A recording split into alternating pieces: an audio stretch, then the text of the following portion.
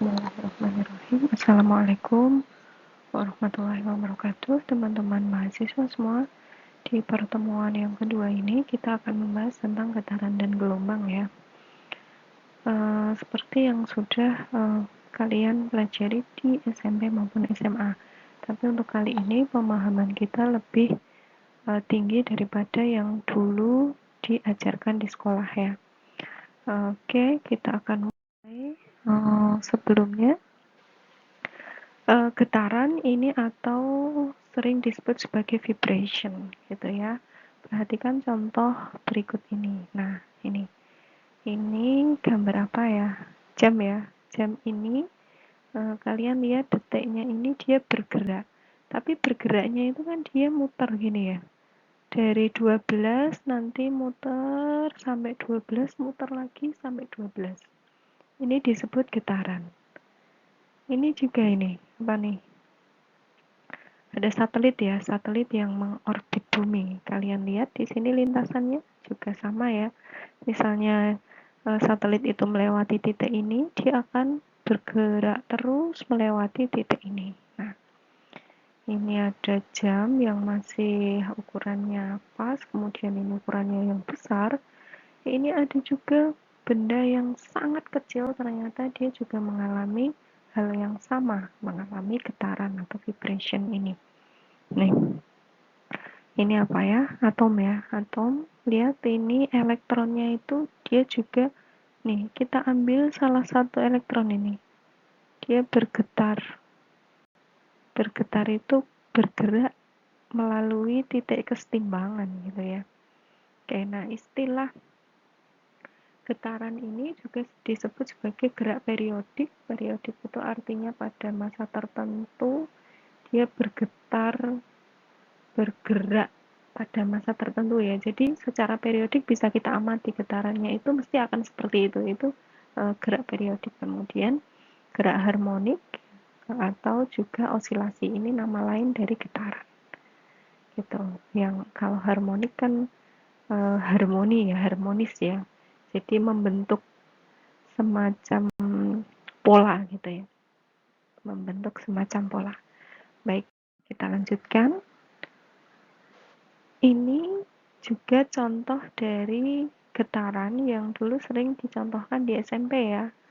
Ini ada bandul, kemudian gerakannya ke kanan, ke kiri, ke kanan, ke kiri melalui titik kesetimbangan. Ini bandul, kemudian ada juga ini apa nih? Pegas ya.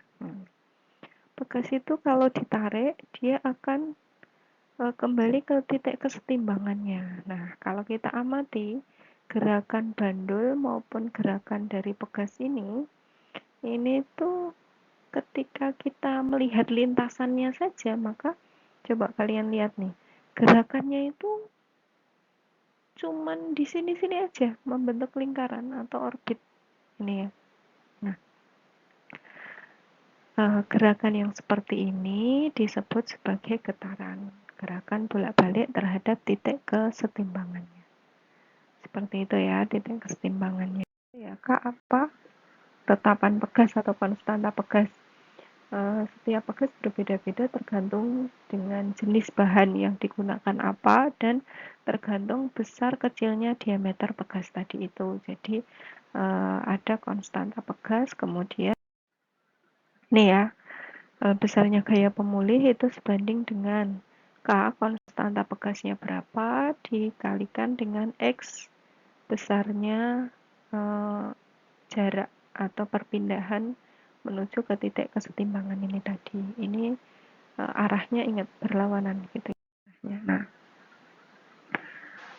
kita perlu mengenal beberapa besaran dalam gerak harmonis sederhana. Apa sih gerak harmonis sederhana itu? Sebelum kita mengenal gerak harmonis sederhana, perhatikan gambar berikut ya, animasi berikut ini ya.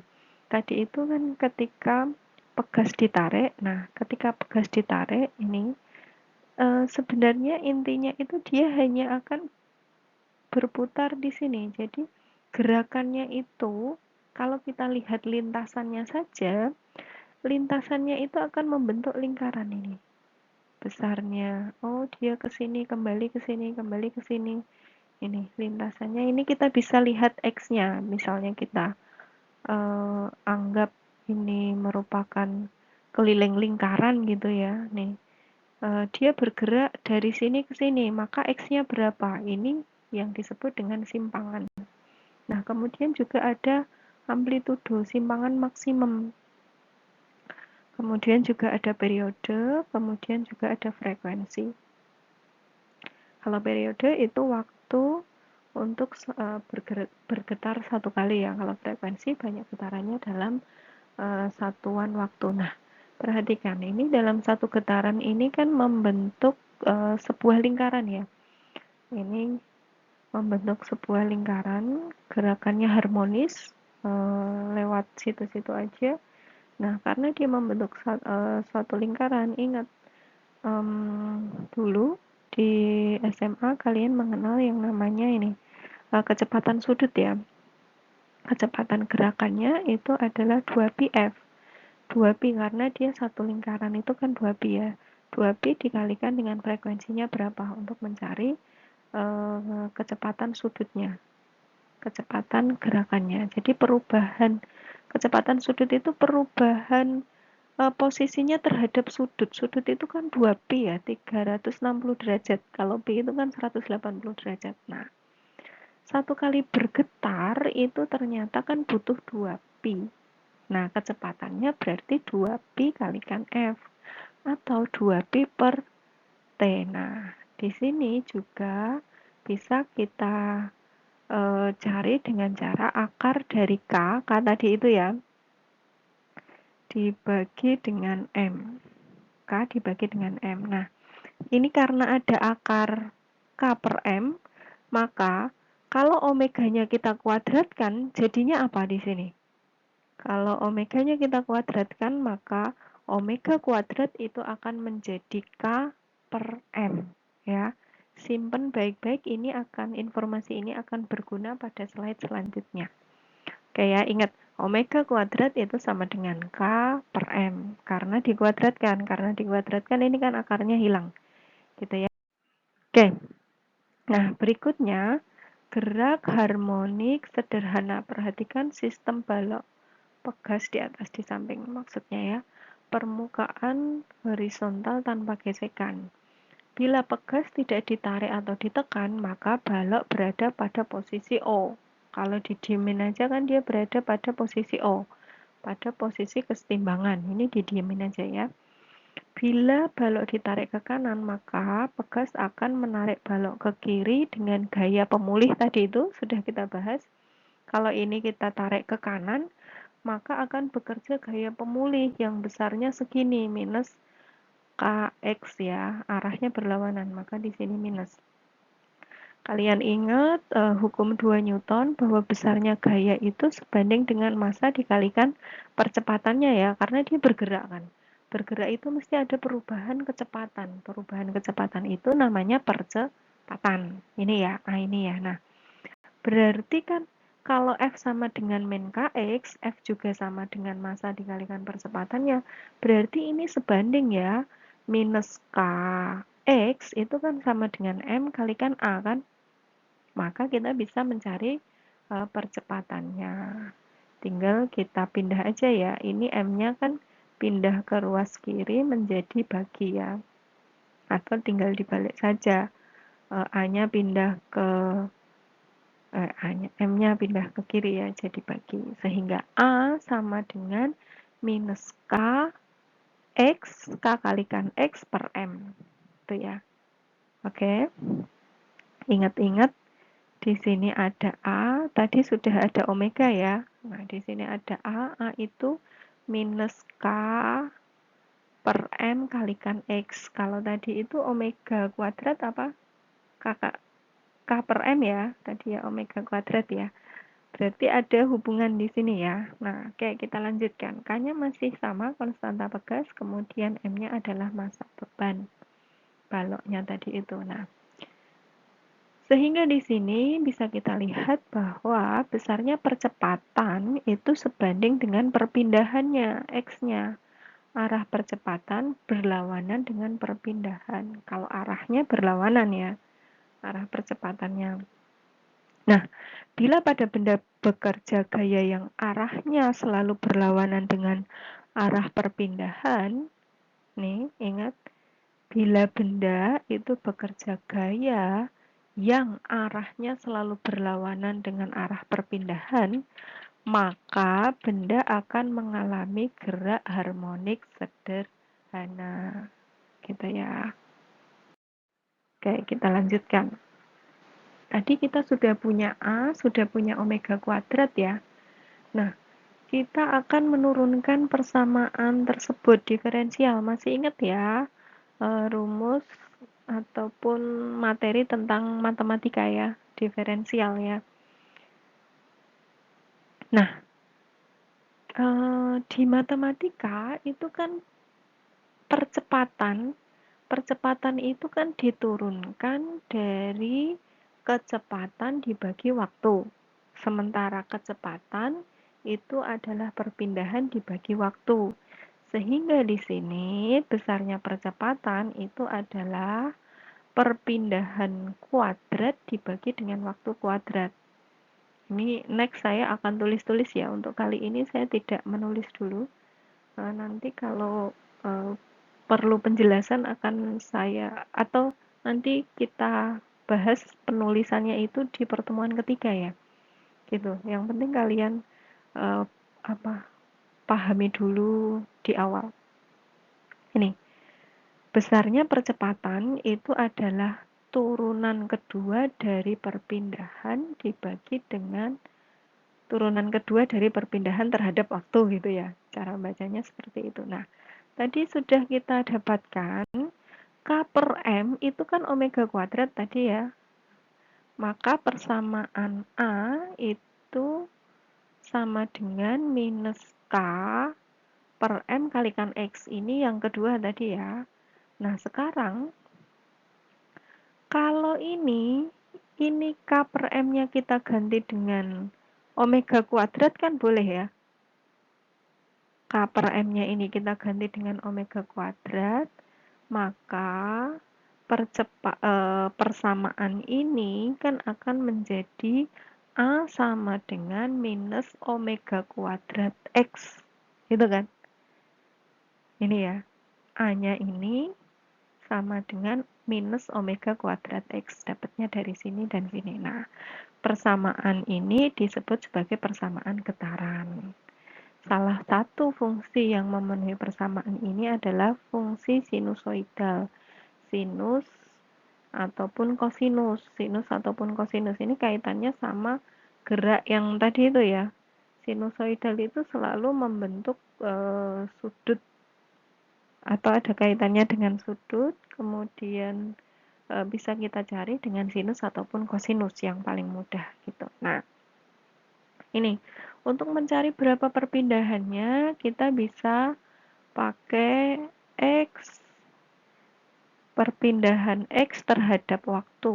Ini kalau kita turunkan ya, itu adalah A cos omega T ditambah dengan C. Ini masuk persamaan kedua. Kalian tangkap dulu ya. Nah, bagaimana untuk membuktikan persamaan dua dalam persamaan getaran? Nih, kok bisa dari sini menjadi sini? Nah, sekarang kita buktikan ya. dx per dt itu sama dengan, ini kita tarik mundur ya. X-nya itu kan ini kan. X-nya itu kan ini, kita masukkan. dx, X-nya kita ganti dengan ini. Nah, dx per dt, d a cos omega t plus c per dt itu sama dengan, kalau kita turunkan terhadap dt, ingat ketentuan-ketentuan penurunan ya, saya tidak jelaskan di sini ya. Turunan dari cos itu kan mensin ya kan? Nah, kemudian di sini omega t-nya, omega t itu berarti kalau kita turunkan terhadap t, yang bisa kita turunkan kan ini ya, omega t ini bisa kita turunkan menjadi omega saja kan? Nah, ini kita turunkan, pindah ke depan, cos, a cos, kalau kita turunkan menjadi men a sin. kemudian omega T-nya kita turunkan terhadap T menjadi omega. Oke ya. Ini tetap karena ini kan yang sebelah kanan ini kan turunan dari A cos omega T plus C. Jadi ini kita turunkan 2 kali ya.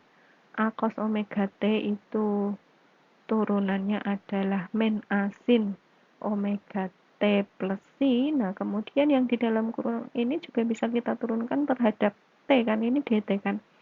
Ini kita turunkan sehingga menjadi omega saja. Ingat omega ini kan besaran. Besaran kita tuliskan di depan, kita bawa ke depan. Nah, kemudian dx kuadrat per dt kuadrat itu sama dengan min omega A D sin. Kita turunkan lagi ya. D sin omega T plus C per dt.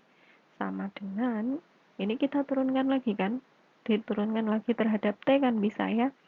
Minus omega kuadrat A cos omega T plus C. Itu turunan dari sin itu kan cos. Jadinya di sini cos. Bukan min cos ya, cos. Karena cos, ya minnya tetap ada gitu. Kalau turunannya min cos kan nanti min kali min plus ya. Karena ini turunan dari sin itu kan cos. Makanya di sini minnya tetap ada. Nah, ini dia. Sama dengan omega kuadrat A cos omega T plus C. Dx kuadrat per dt kuadrat sama dengan omega kuadrat X. Sudah kita ketahui bahwa dx kuadrat per dt kuadrat itu kan sama dengan A. Oke ya. Jadi A itu sebanding dengan X. Jadi persamaan 2 memenuhi persamaan getaran dan disebut fungsi getaran yang merupakan solusi dari persamaan getaran. Nih, solusi dari persamaan getaran. Nah, coba kalian lihat di sini. Ini kan tadi sudah kita lihat ya. Omega kok omega? A cos omega T plus C ini kan X ya. Ini kan X kan? Nih. Ini kan X. Sehingga ternyata di sini benar bahwa d kuadrat X per dt kuadrat itu sama dengan min omega kuadrat X. Ininya X ternyata setelah diturunkan itu sudah terbukti ya. Sehingga benar bahwa fungsi getaran itu seperti ini. Di mana X adalah simpangan setiap saat dalam meter, kemudian A itu amplitudo, simpangan maksimum satuannya juga dalam meter, kemudian omega adalah frekuensi sudut dalam radian per second, kemudian C adalah tetapan fasa atau sudut fase dalam derajat atau radian. Nah, ini omega T plus C itu adalah fasa. Nih, kalau kita aplikasikan di sini, persamaan tadi itu akan menjadi seperti ini. Ini X-nya itu ke atas, kemudian T-nya itu ke kanan. Jadi ini fungsi getaran, dia kan bergetarnya bolak-balik. Maksimalnya itu sampai A. Ini amplitudo. Nah, kalau dia hanya benda itu bergetar sampai sini aja, ini namanya X. Oh, X-nya setengah dari A misalnya. Atau dia bergetarnya di sampai sini. A-nya kan segini, berarti dia kurang dari A ya. Nilai X itu tidak mungkin melebihi dari A. Ini kalau kita bandingkan dengan A. Atau nilai X itu bisa kita tetapkan dari A-nya. Dari A-nya tergantung. Kalau kita melihat ini. Kalau kita melihat seberapa jauh dia bergetar ya, tergantung ini, dia sudah bergetar berapa kali. Kalau 1 kali ya berarti berapa A di sini? 1 kali itu 4A ya. dan seterusnya lah. Kalian lihat di sini, ini periode, kemudian ini waktunya. Jadi ada hubungan. Nah, ini peralatan yang bisa digunakan untuk melakukan praktikum gerak harmonik sederhana. Ini amplitudo. Ini karena cos omega T mempunyai nilai maksimum 1, maka nilai maksimum dari xt itu sama dengan A. Jadi A disebut simpangan maksimum atau amplitudo dari getaran. Nih, amplitudonya. Seberapa jauh pegas ditarik awalnya dari posisi setimbang. Simpangan terjauh saat bergetar bolak-balik itu adalah amplitudo. Nah, kalau ada tiga balok dengan massa M dengan K yang berbeda, konstanta yang berbeda, maka hasil regangannya nanti akan berbeda ya, sehingga ada tiga persamaan seperti ini karena kan dia bergantung dengan K-nya kan. Kemudian periode dan frekuensi. Satu getaran tadi sudah, kemudian waktu sudah. Kebalikan dari periode adalah frekuensi ya, T sama dengan seper F. Ini kalau kita gambarkan gerakan bolak-balik itu kan seperti itu tadi. Nah, gerakan dari sini sampai sini ini kan sebenarnya satu lingkaran.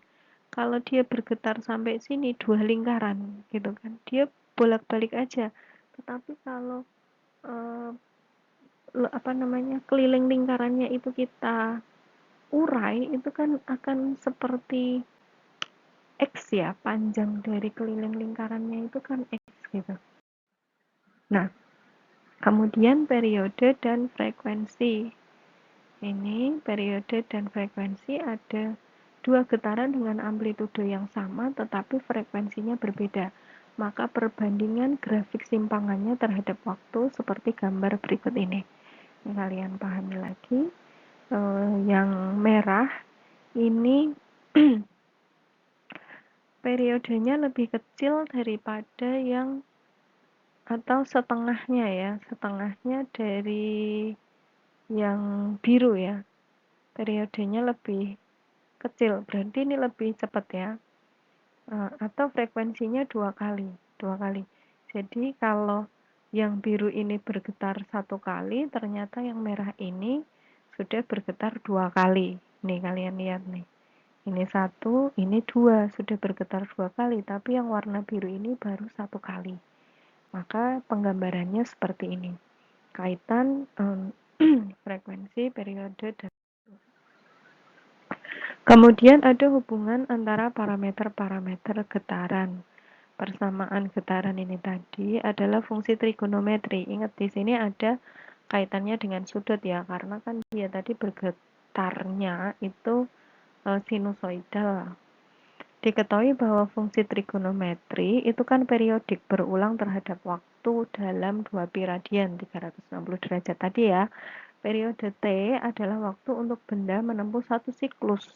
Maka nilai X pada T akan sama dengan nilai X pada T kecil plus T besar. Sedangkan fasa naik 2 pi dalam waktu T. Sehingga kalian perhatikan di sini, kalau omega T ditambah dengan C ditambah dengan 2 pi itu akan sama dengan omega ditambah dengan T plus T plus C. Kenapa begitu? Nah, 2 pi ini kan satu getaran kan? Satu getaran itu kan kalau dalam waktu itu namanya periode ini. Nih. Jadi sama ini ya. 2 pi itu kan omega T, gitu juga boleh, atau T sama dengan 2 pi per omega. Sehingga omega itu adalah 2 pi per T atau 2 pi F. Tadi sudah kita bahas ya, hubungannya seperti ini. Nanti soal-soal bisa dibolak-balik mana yang akan ditanyakan apanya. Itu suka-suka yang beda ya. Nah, ini penting, nanti kita akan gunakan ini dalam praktikum Oh, enggak. Ini sudah digunakan dalam praktikum fisika dasar ya dulu ya. Oke. Ini tadi sudah kita bahas ya. Omega ini disebut frekuensi sudut. Sudah kita bahas semua. Ketemunya tadi dari mana. Kemudian hubungannya ini dengan periode adalah 2pi akar dari M per K. Karena hubungannya dengan periode. Karena kan ini periode itu berbanding terbalik dengan frekuensi ya. Nah, ini kalau periode kuadrat berarti 4pi kuadrat kalikan M per K ya. Ini dulu waktu praktikum fisika dasar. Nah, alat yang digunakan untuk menunjukkan gerak harmonik sederhana adalah ini. Paper of motion-nya nanti akan terlihat. Dia gerakannya itu cuma naik turun. Ketika naik turun itu papernya itu bergerak sehingga nanti naik turun itu akan membentuk pola seperti ini atau seperti ini ya. Kalau kita gambar, kita ambil kertasnya. Mirip-mirip seperti ticker timer gitu ya.